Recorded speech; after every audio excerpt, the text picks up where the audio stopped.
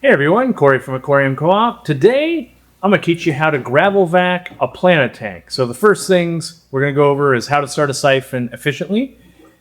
I recommend using a normal siphon with just the tube and a hose, and then going into, it could be a bucket, but I recommend a wash tub, or I've got a garbage can on wheels here. Makes it a lot easier. You don't have to worry about, am I going to overflow anything? So, if you watch my other video, great, but I would expect most of you haven't. So to start a siphon without sucking on the end of it or using a squeeze bulb, it's fairly simple. We need to put the tube into the water at an angle, so top down. Now that this tube is filled with water, when I lift it and the hose goes over the rim, it will then start the siphon. So lifting it up, there it goes. You put it back down at an angle, water's flowing. I'm going to show that again.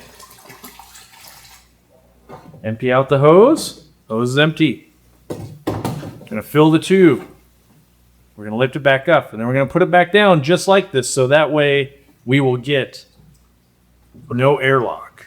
So, tube's full of water. Lift it up. Water starts flowing. Put it back down in its same angle. We didn't suck in the air. Now we're good to go. But stop it. You crimp the hose.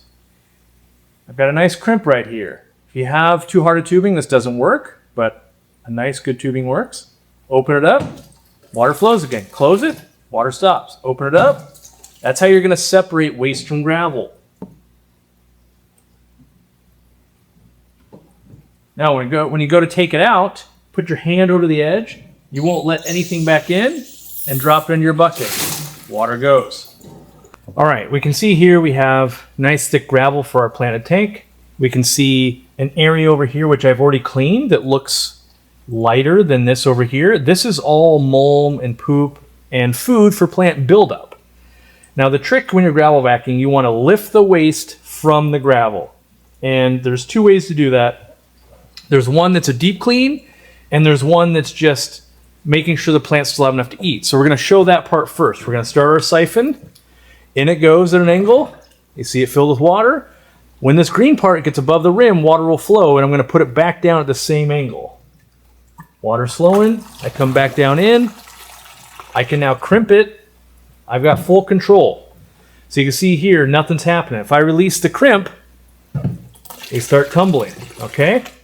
So, in this planted tank, what we want to do, for most part, we want to leave some waste because the roots are going to be real deep. So if I push this down about halfway, you can see it made a little bit of a cloud.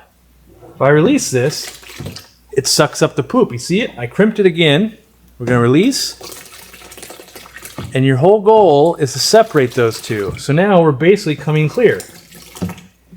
You crimp it, you lift it, you release it, and you move over so that way you don't get that cloud again when you drive it down. I'm only going about halfway. And that's how you would do a planted tank if you want to leave lots of nutrients. So again, we push down. It's also easier to push down if the siphon's going. So you see, if I just hold the siphon, it's going to go back down in. So I release it and suck it up. I've got a fish. I crimped it. Let that sword tail get out. And there we go. So, some of the things you want to avoid. When you pick up gravel, we're going to do a little bit of gravel over here. You don't want to shake it to get it out. You're wasting lots of water. You're going to drain the water level real low. Now, let's say you want to do a deep clean because maybe you're going to relocate the plants or something like that. You would go all the way down to the bottom. I'm going to do that in this corner here. And so what I want to show you is I'm going to go halfway. So now I'm about halfway. We're going to let that tunnel, tumble, and it's clear.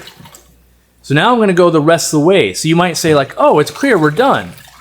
If you want to do a deep clean, you're not done. So you'd push it all the way down, and you see how it brought up a lot more gunk. I'm squeezing the hose here to get it to separate. You have complete control over the water if you're crimping like this. All right? Then you lift up, and you'd be done. Now, why would we only want to go half deep? Well, you're going to leave a layer of poop for things like this big sword to feed on. Now, if we pull the sword back, we can see there's some leaves, because this thing's gotten pretty big and overgrown, back here that have died off. You know, part of my gravel vacuuming, I'll go through and just kind of get back in the plants and lift any big leaves that might have died, or any algae or anything like that, snail shells, and go ahead and get that to go up and out. And that's, you want to do it in rows. So if I come over here, the whole goal would be, I've already done this, but you want to just keep going like you're mowing a lawn. You can move the rocks. So like this rock that's right here, it's kind of in the gravel, but I can move it. You see I wafted up a bunch of stuff. No problem. I can kind of suck that up real easy. And then I'm going to go down there, I'm going to pull out all that gunk. Now, the gunk, if it builds up way too much, is bad for a fish tank. However, it's very good for plants on average. So if you're running a dirted tank or you're running root tabs, this is what you need to support plants that want to feed from the roots. And so when it's a new tank, that's why we recommend so many root tabs and things. All right. So now what I want to show you, taking this out, you put your hand over the end, it suctions to it. All the stuff that's in there stays, so it doesn't go back into your tank, keeps it clean. There we go.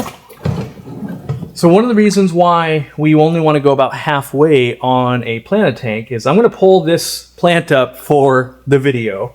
It's kind of getting too big for this tank anyway. It's been going a long time, but I want you to see how extensive the root structure is. So by only cleaning this top half here, we're keeping the gravel clean from, you know, fish digging and things happening, right? But we're keeping gunk at the bottom for the big roots to feed these bigger plants. So this is going to bomb the tank, and so know that the video is, you know, I can't do much more in here, but we pull this up. You see how it's starting to pull up some waste. So there's one. This actually was two. So this is the bigger one back here.